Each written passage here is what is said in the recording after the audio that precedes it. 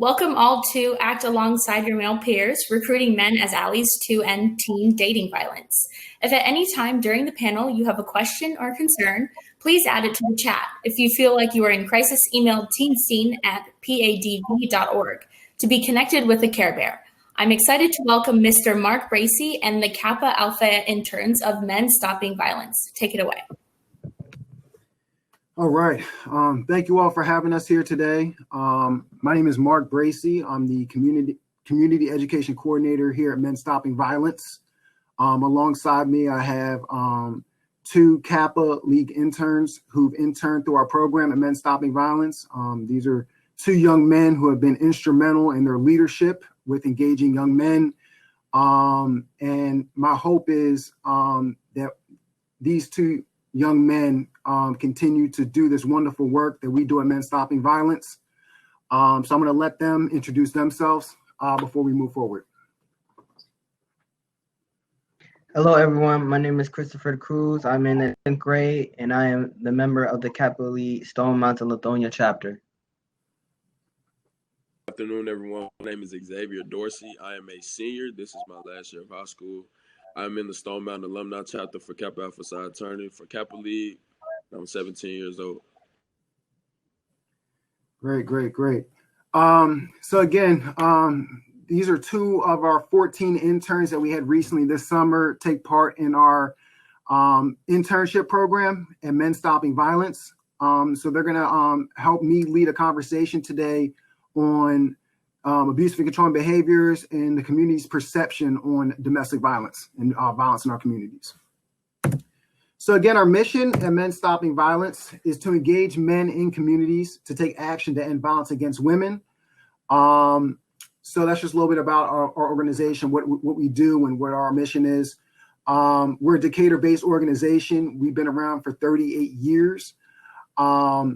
And we do that through trainings. We do work through our intervention, as well as internship programs for high school juniors and seniors.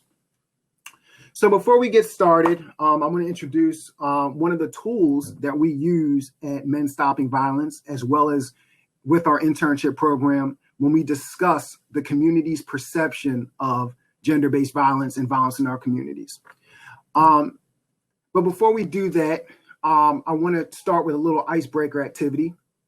So we know, since this is a teen summit, we know abuse happens everywhere. It happens in all our communities. So I'm going to have the Kappa League interns start us off and kick us off with an icebreaker activity. If you think it's true, if you guys will, just say, put a thumbs up or say true. It could be in the chat. If you think it's false, you can say false, and you can put it in the chat as well. But we're going to start with the first icebreaker question.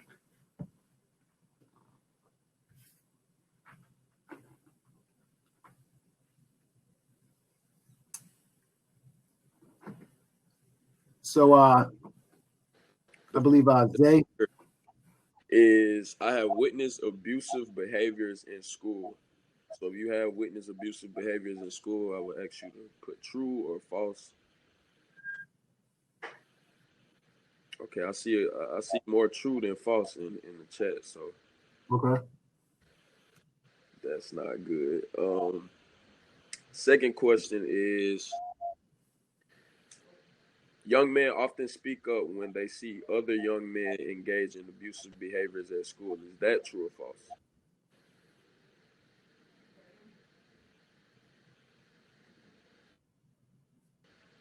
Wow. So I see more false than true for the second question. Okay. So Zay, I can't see my screen, but from what you're saying, the first one had more truths. Yeah. Many people have witnessed abusive behaviors in their schools, and for the second question, was false, is what I'm hearing. A lot of men do not speak up, have not spoken up when they see men engage in abusive behavior. Did I get that right? Yes, sir. So I want to see if we're able to hear some of their responses, Zay. If we can call on somebody to hear their thoughts, initial reactions to the first question. Okay, to the first question, is anyone able to speak? See. Beth Daniel, you said you have witnessed abusive behaviors in school. Can you like elaborate on how the action was, or what was actually going on? Mhm.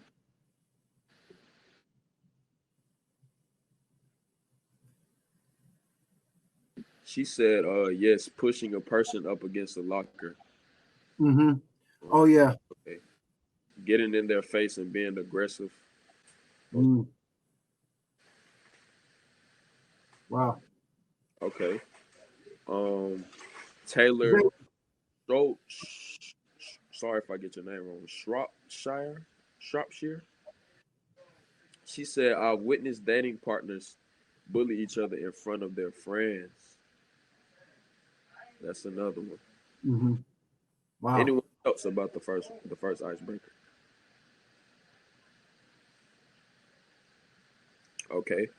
For the second one, young men often speak up when they see other young men engage in abusive behavior at school. That's false. Oh, Jordan Easterling said, I have witnessed dating partners telling their partners they are too much or too needy. Mm. Uh, and that's another one mark off the behavior checklist. Yeah. Um, That's crazy. yeah, man. If you would like to elaborate on, oh, Tina Burnett said coming to school with bruises. Wow. Wow. That's Yeah. sad to hear. So Um, so Zay, real quickly, I see you're getting, I hear you're getting a lot of responses, and all these responses you're getting. There's been a lot of people on this session who witness a lot of these behaviors, and witness abuse. So what we'll do is we'll allow for like one more response, and then we'll transition. That'll be a perfect transition to our next portion. uh, let's try for the second icebreaker. Young men often speak up when they see other young men engage in abusive behavior at school. Can somebody explain on an experience or how that is in school? Meaning, do young men like just don't say anything, they just walk past it, or like what goes on when people see these type of actions in school?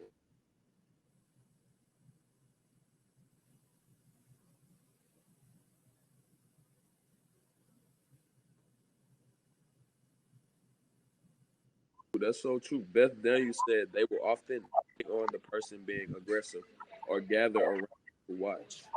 Mm-hmm. It gets rewarded. Absolutely. Yeah, that's so true. Taylor Shropshire said sometimes young people don't want to get involved in drama, or it's quote unquote not their business. That is Mm-hmm. Mm-hmm. past what's going on, but don't like to intervene. That is so true. Wow. Jordan Easterling said, I have seen where young men, especially on sports teams, fear being seen as weak. We talked about that too, Mark. Or being Mm-hmm. pushed around by their partner. Wow. Uh, Wow. Samantha said it's not quote unquote cool to intervene. That is so true. Society puts it in the air that young men think that it's okay to abuse women and just go on about their day about it. But it's Mm. cool for another man to intervene and let him know what's wrong. That's called community account. Yeah. We'll talk more about that later. Yeah. Okay, that's the I response. kind of actually like those ideas they did. Actually, Mm-hmm. All the Absolutely. responses. good responses. Yeah. So we're going to transition. That's Second, perfect. yeah. So we're going to do. Those were all great answers. And again, thank you, Chris and Jay, for leading that icebreaker. So we're going to we're going to transition. So as I alluded to earlier, this is a tool that Men Stopping Violence uses when we talk about our community's perception on violence against women and just violent behaviors in general. So as you can see, you're going to see a wide range of abusive and controlling behaviors on here. And it's ultimately it's really hard to rank these in order from most severe to least severe. But this is generally, the whole idea of this is to generally capture the community's perception on how they see violence in their communities. But I want to focus more on high school and the different behaviors that we see people use in our schools, right? So we're going to talk about a smaller community. So when we talk about this and you see these different behaviors, you're going to see on the right side of the spectrum, you're going to see certain behaviors that may not necessarily be deemed as serious, but then when you get further to the left of the spectrum, you're going to see how it gets more and more serious.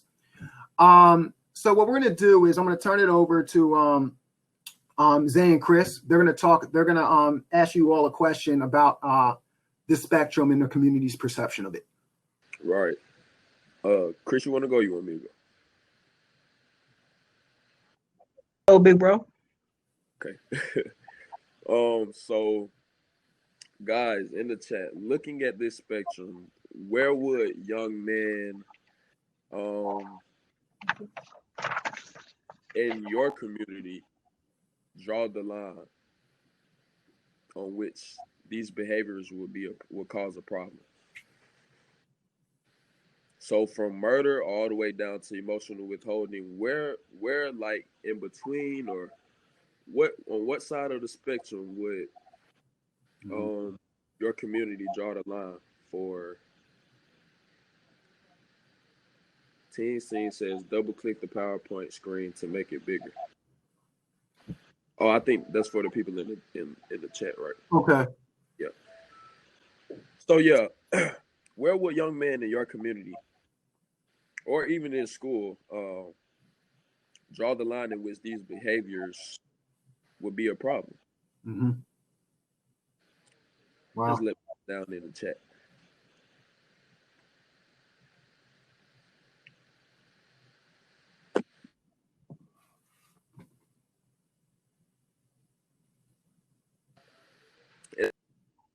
That name calling is not similar to murder or punching. Mm-hmm. Is nothing close to claiming quote unquote the truth.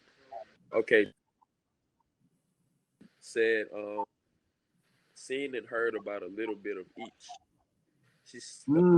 Easterlink said it definitely depends on the person, but I have seen men anywhere on this spectrum or know of someone that knows someone.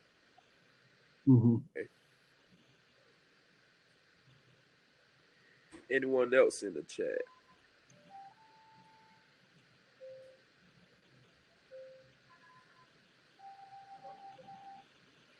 And I know some things on here you may not even know that, it was abuse. Taylor Shropshire says dating violence manifests in so many different ways. Abuse doesn't have one particular look. Wow. That's so That's true. so true. Yeah. Rahel, sorry if I pronounced your last name wrong, Tiki, says, I agree with Jordan. It truly depends on the individual. Beth Daniel says, play fighting, rough playing can escalate quickly. That's true. Play fighting goes in the category of uninvited touching.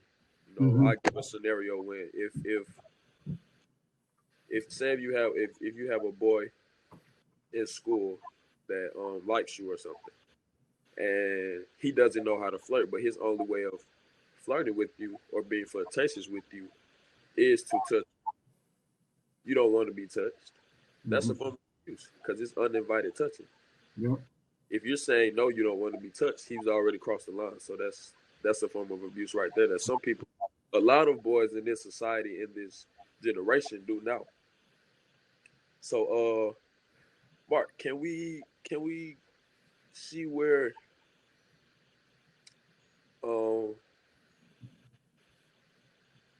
yeah in the school draw the line?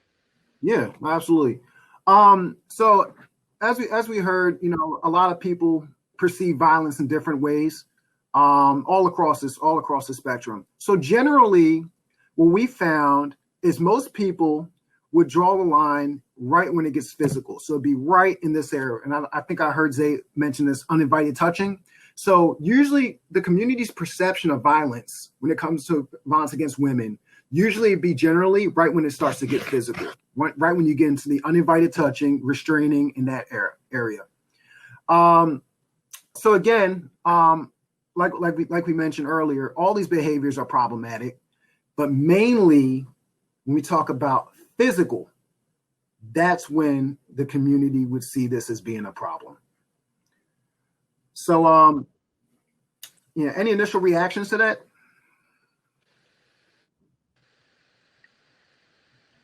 You see, you all see how we skip past emotional withholding, interrupting, claiming the truth, withholding help on housework, sexual harassment. Come on now, threatening to out another, economic coercion. Mm-hmm. Podcast, name calling, yelling, threatening women. Like, we skip all of these so small but can be more impactful too types of abuse, and skipped all the way to the physical things where we think that, oh, that's where we should draw the line on where abuse. But no, emotional withholding can tear a person down eternally. Zay, can I ask you a question, Zay or Chris? Yes, just so they know, people may not know necessarily emotional withholding, what that is. Can you guys explain a little bit, both of you, what's meant by that, and how that could be just as hurtful or just as harmful as something like uninvited touching or restraining? What's wrong with emotional withholding? Chris.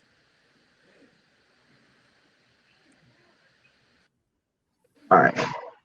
So, emotional withholding, right, is like technically withholding your emotions. It's kind of like a little bit like isolation, like holding your emotions in, because you see lots of your friends just isolating their emotions and you don't know it. It could be like your own best friend emotionally withholding your emotion, but you don't know that. It's really isolating your emotions. Yeah. Yeah. When you emotionally withhold, like Chris said, when you isolate yourself from someone or a certain situation or anything that happens, emotional withholding, you emotional hold with your partner, with your family, or anybody, you don't understand that you're more. First of all, you're breaking yourself down even more. And second of all, you're tearing yourself up from being helped by someone else, so that you both can have that interaction with each other and don't worry about hurting yourself and the other person. So that can really tear a person down, especially if you're in a relationship, like marriage and stuff like that. If you emotionally withhold with yourself on certain things or certain situations in that marriage, then the isolation part comes in where you don't want to talk, you don't want to express yourself. A lot of men, that's the number one thing a lot of men don't like to do, is express themselves, and that comes from abuse too. So it's a lot of things that kind of coincide with emotional withholding on how we can hurt a person. Jordan Easterly said, because all those points you're talking about have been normalized in our society, that's exactly what we've been talking about, the whole internship. Sorry about that. For the whole internship, society normalizes all of these things to the point where everyone has to just be okay with it now. And that's not true.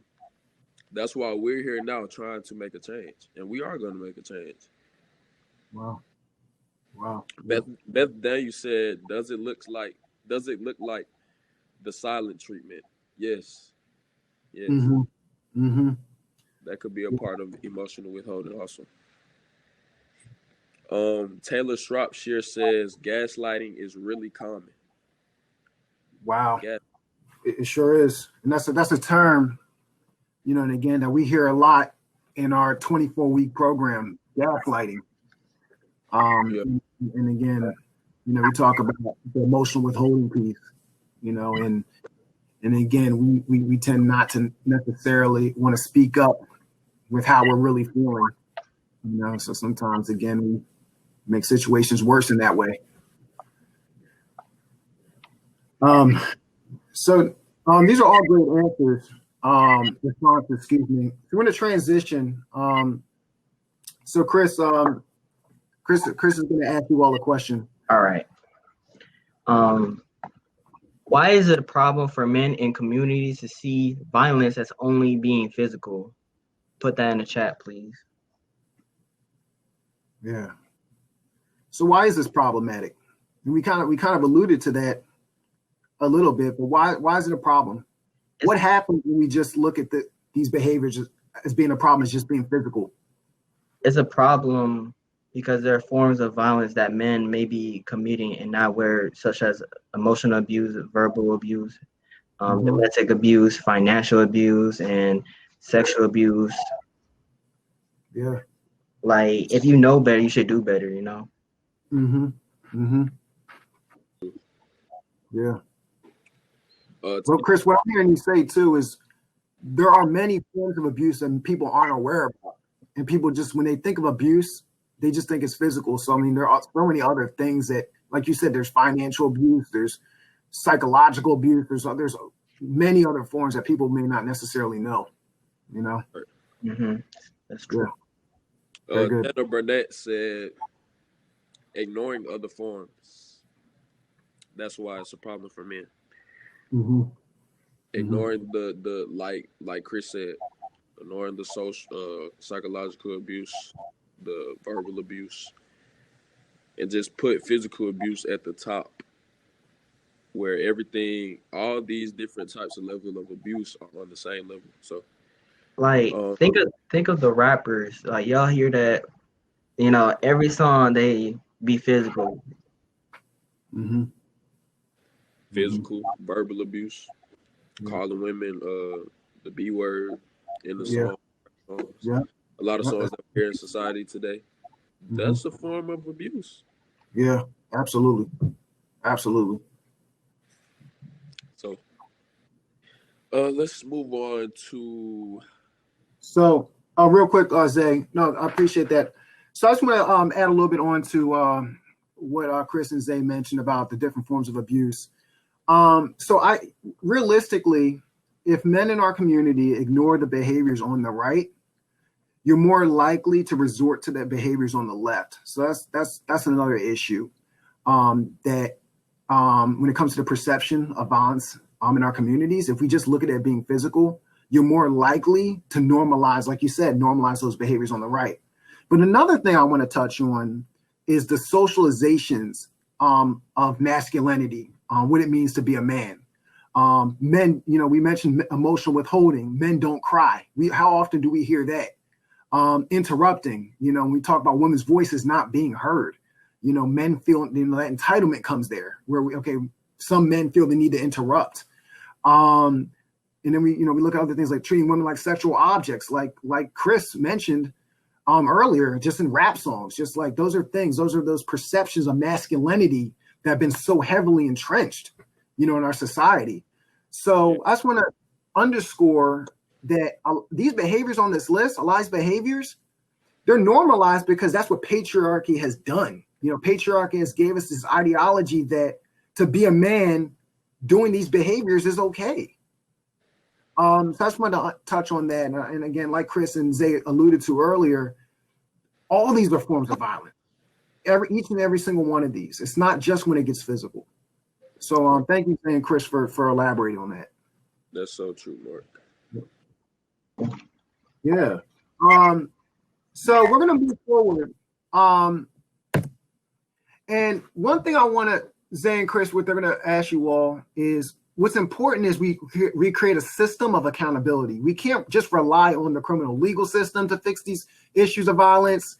We can't just tell. We have to figure out what's the best way that we can intervene to eradicate these issues of violence against women in our schools, in our communities, wherever. So Chris and Zay are going to ask you all a few questions. about accountability and what we can do to step up. All right. First question is,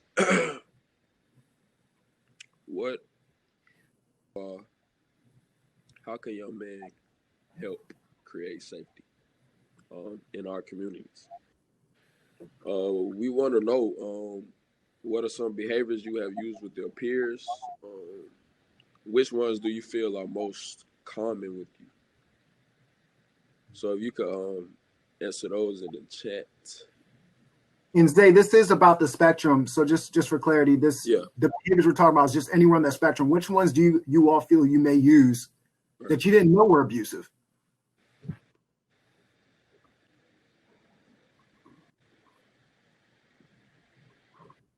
It's okay to be honest. Oh yeah. Yeah, I would say this. Before I got into the internship, I knew nothing about majority of those types of abuse. And being real with yourself makes you realize that, like for me, a lot of the stuff I was doing, emotional withholding, uninvited touching, because I thought that was being flirtatious with someone, that you can, touch them uninvited, let them know that, oh, you like them and da da da da da da. But I'm gonna keep it real with you. 2 weeks prior to me joining the internship, I was talking to my friend, and she goes, well, I don't know if anyone knows, but she goes to Stevenson High School. And I was talking to her. She was texting me, letting me know that someone had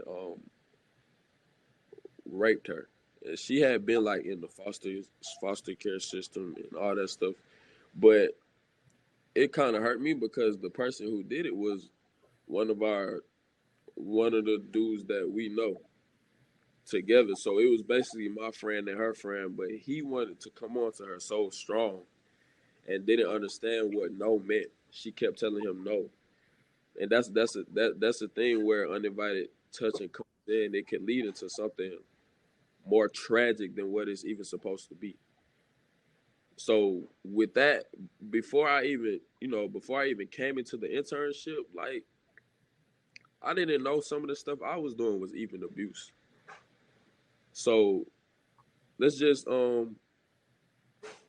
want to see what you all have to say. Like, what are some of the behaviors you have used with your peers, and you not even knowing that it was abuse?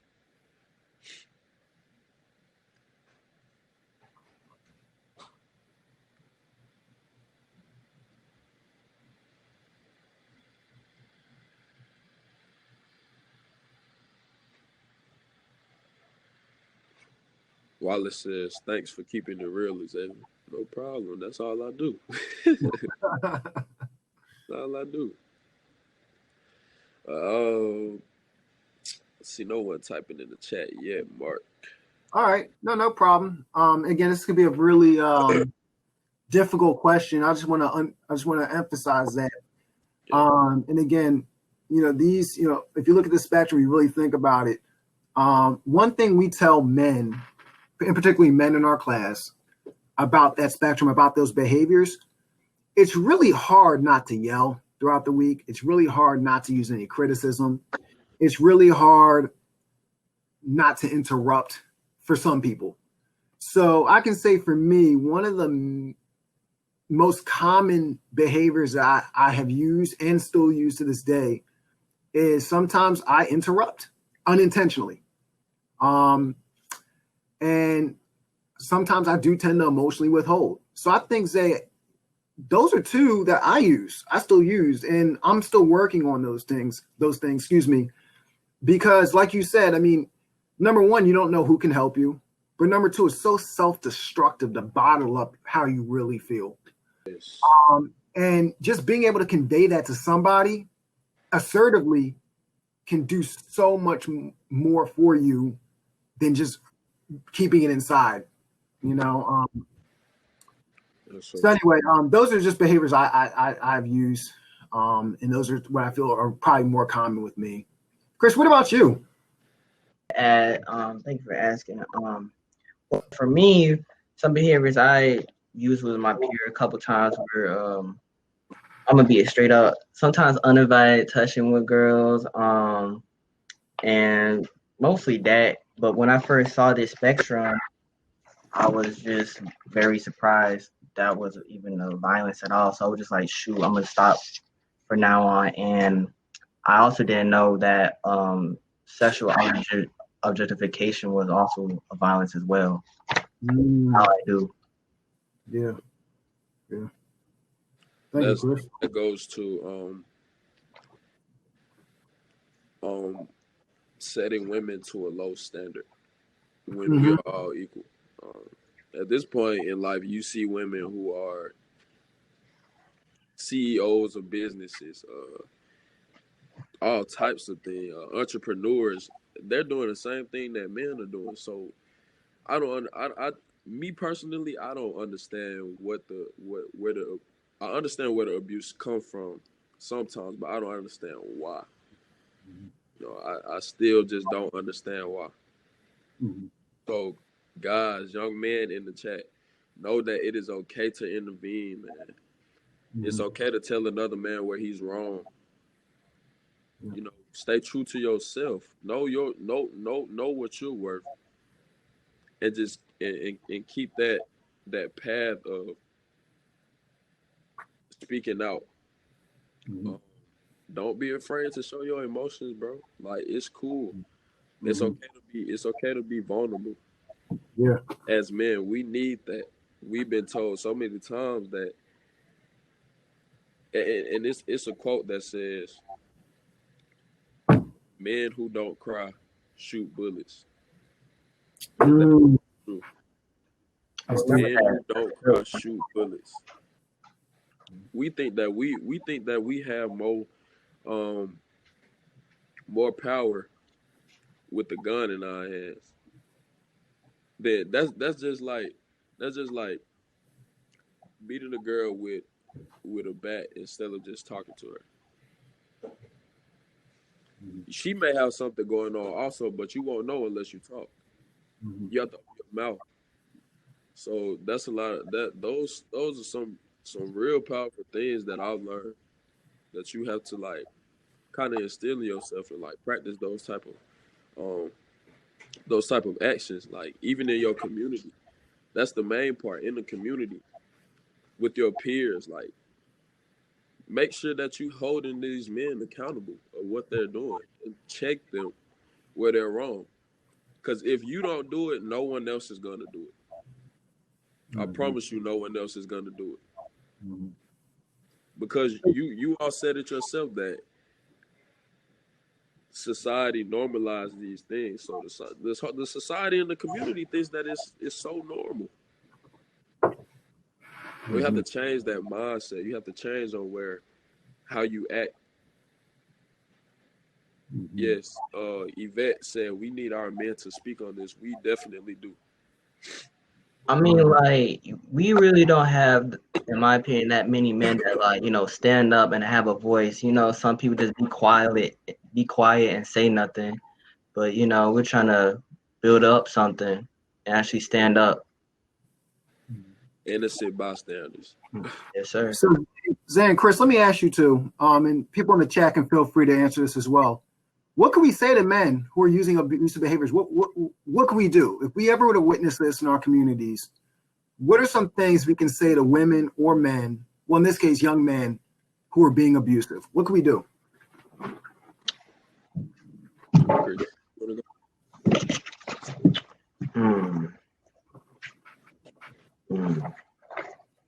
And this is open. This is on the table. This is for everybody. Right. How can we accommodate our men so that they understand that these abusive behaviors are wrong? Okay, I got it. I had to think about it. That was a good question.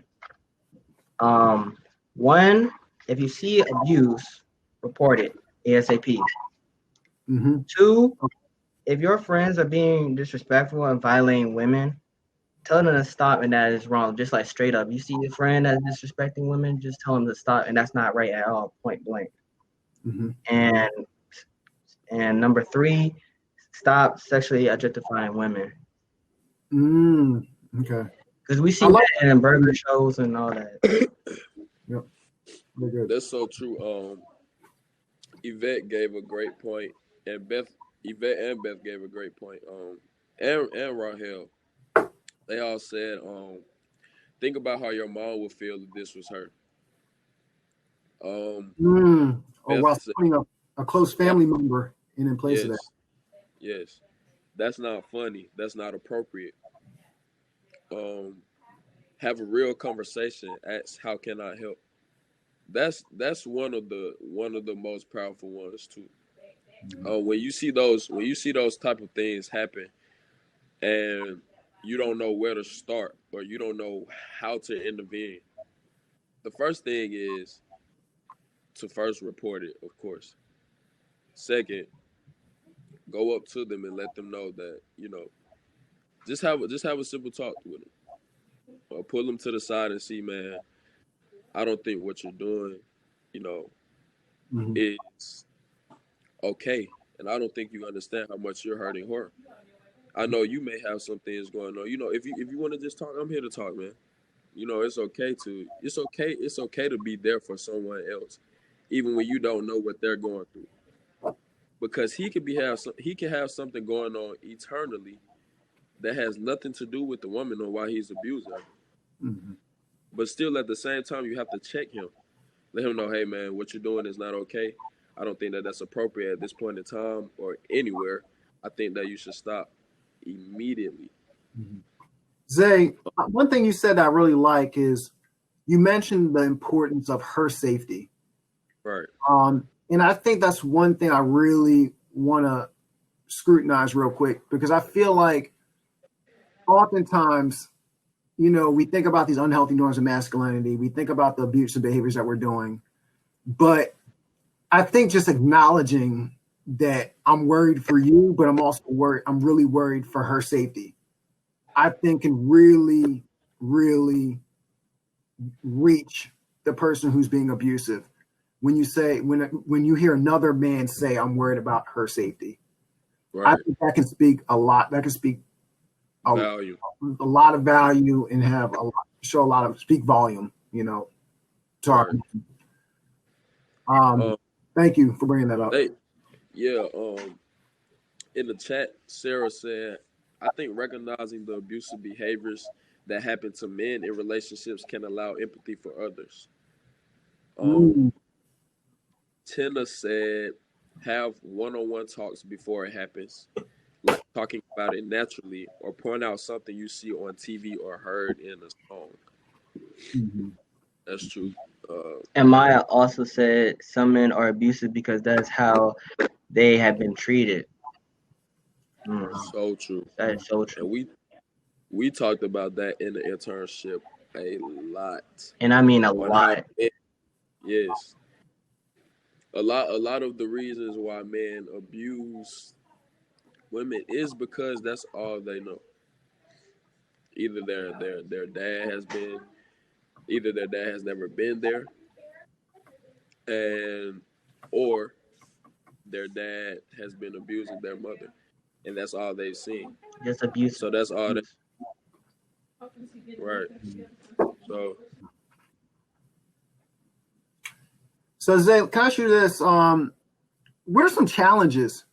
Like, what do you think could be some challenges to intervening with young men who abuse women at school? I mean, I know you two are in high school, but what have you seen as being some challenges? And again, this is open to everyone, but what do you see as being one of the major challenges to being a bystander but intervening too? Well, I told y'all this in the internship.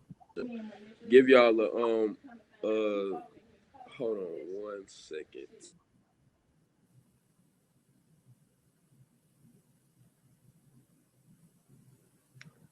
Okay, sorry about that, guys. So I feel like one of the challenges is that my peers have become so used to these acts being normalized. And this is what I told y'all in the internship. I told, like, when I was telling some of my boys, what was going on in the internship, and I was teaching them, I showed them the behavior checklist, the behavior spectrum, the abuse spectrum, and just letting them know that, some of the things that you all are doing are abuse and you don't even know it. And I'm like, man, we have to like we have to change the way we act. We have to change the way we move in this world. We have to make a change ourselves as young men. Because if we don't, um, the generations before us are making it worse. Like our generation now is making it worse. So the problem with the challenges with intervening with young men is that they become so used to the fact of these certain acts that they don't want to change. They don't want to change, first of all, Mm-hmm. Mm-hmm. because they this is all they know. That's one of the things. And one of my boys told me, he was like, bro, you learning all that stuff in the internship, and what else did he say? He was like, you just changing on us now, man. Like, look, what happened to you? Da, da, da, da, da, da, da. Like, that's what becoming a man happens. You realize certain things that are not right, and you Mm-hmm. mature. You become a man. Mm-hmm. We after a while, you're not gonna be little boys where you can just touch on certain women. Some women are gonna hit you. Some women are gonna tear you down, and that's not what we're trying to come to. The point is that we see something as men and other men that are wrong, and we correct them and hold them accountable. That's what men do. Some men may get mad. Yeah, they gonna get mad because they don't like being corrected or because they don't like change. Mm-hmm. Yeah. But change is hard. Change is most definitely hard. But you have to want it for yourself. So that's one of the things that is going to be a real, or what have been a real big challenge, is because they don't want to change. This is all they know, Yeah. and that's true. Mm-hmm. That's not true. And like for me, I also told some of my friends one time in a call about like the internship, and when I was just telling them all the important information, they was like, "Wow, Chris, you really putting like lots of forth and effort into this. I did not know that. I'm learning lots of new things from you." And they, some really did say, "Chris, that's deep. Thank you for telling me this. I won't do it ever again." Because I do have some friends that used to uninvite touch women, but since I told them now straight up, they won't do it no more. They're gonna do it like the gentleman way now. Wow. So I actually kind of changed their lives. So you made an immediate impact on them just from you just simply saying that's wrong. Uninvited I just touching. like I called them one time, told them about the internship, and then they were just like, "Wow, Chris, that is so amazing." Like Wow. they was speechless, very speechless. They had Mhm. nothing to say at all. Right. Yeah. One more thing, young men in the chat, I promise you, positive energy attracts positive energy, even if it's negative energy around. Positive energy will attract that negative energy and make it positive. So saying that to say, if you're in school, well, we're not in school right now, but in the community, if you're in the community and you're having integrity and you're doing what's right all the time, young men will look up to that. And when you spread that type of energy and that type of movement of doing the right thing, treating women like queens, being respectful to everyone, young men will look up to that and will start following in those footsteps. You can do something so small as opening the door for a woman. And certain young men will catch on to those things. So it's not about how you talk. It's not all about how you talk. It's about the actions that you're making. So you have to kind of self-evaluate yourself and make the changes within yourself so that you can make a change in the world and show that example to the world and to the community. That's the whole purpose of this. Mhm. Wow. So I see we have a couple more minutes. Zay, do you mind you and Chris just sharing how's the Kappa League internship helped you and how has it changed you? I know you guys spoke a little bit on it before, but just can you guys just share the impact, just a little bit about the impact, very briefly, of how the internship has helped you, but also people in your community, and then what's the take-home message for today? All right, I'll go. I'll do that. All right. So the Kappa League internship has helped me in a lot of ways. I've learned and grown so much about it. I even identified violent behaviors by my own friends and families that I even shared it with them. They were even unaware of their bad behaviors. I even realized I participate in sexual objectification by listening to some of my own favorite songs. Wow. Thank you, Chris. You're welcome. With me, that while I was younger, before I even got into the internship, before I was younger, I was doing certain things that I wasn't so proud of. And when I got into the internship, I realized, and my mindset changed so much because I now know that these things that I was doing were abuse.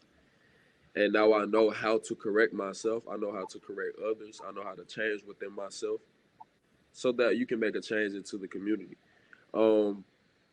It's really helped me because after the internship, Mark gave us behavioral checklists, and he gave us the abuse spectrum also. And it was a couple other activities that we had to do within the internship. A couple of the activities had to deal with us asking our peers or asking someone in the community some of these certain questions that we were asking you guys. And just to hear some of the responses that we got from them, it made me feel a certain way that, wow, like these men really think this way. And that's what really helped me because it put that type of fire inside me to want me to change the community one person at a time. Do little small things that could be so impactful without nobody looking. That's the whole point of this. We want to get young men not even starting at my age. Some men at 20 to 25 or 20 to 30 years old can still change their ways and their actions from a young man like me. So one thing I have to say to you guys, do not be afraid of doing the right thing. So you have to want it for yourself, and you have to want it for others too. And like I said, it's okay to be vulnerable as men. It's okay to be there for women. Emotionally, physically, mentally, it's okay to be there. So I just want to say thank you guys for this summit. I really appreciate it. Everyone who came and was in the chat, I really appreciate you guys. What everyone said was super amazing and very fascinating and interesting to learn about. I will be concluding this session for you. Thank you so much for leading this workshop. We hope everyone here feels secure to take today's information and bring it back to your community to end dating violence. If you have further questions for our facilitator today, you can reach out to us at teenscene@padv.org to receive their contact information. We have an amazing closer planned for you all titled Writing Your Success Story. Please visit the session sidebar, and the closer session will be live at 1:15 for you to select. We will get started with the closer at 1:20. Thank you, everyone.